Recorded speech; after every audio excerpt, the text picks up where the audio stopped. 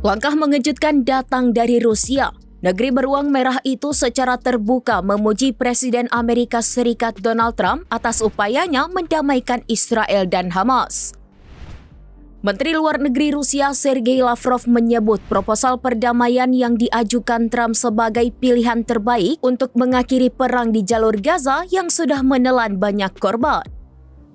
Dilansir dari tribunnews.com, Trump telah memaparkan rencana 20 poin untuk menghentikan konflik secara menyeluruh.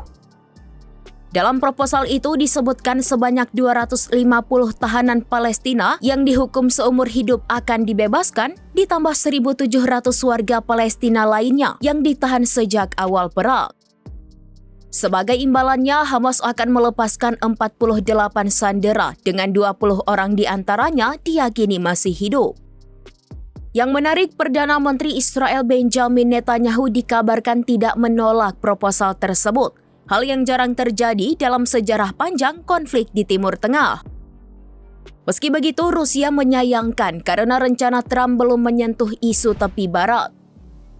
Namun Lavrov menilai, di tengah situasi genting saat ini, inisiatif tersebut tetap menjadi kesepakatan paling realistis di meja perundingan. Menurut laporan terbaru, Israel dan Hamas telah menyetujui fase pertama perundingan damai, termasuk penarikan militer Israel serta pertukaran sandera yang dijadwalkan pada 11 hingga 12 Oktober mendatang. Jika rencana ini berjalan lancar, dunia mungkin akan menyaksikan awal baru bagi perdamaian di Gaza, sesuatu yang selama ini dianggap mustahil.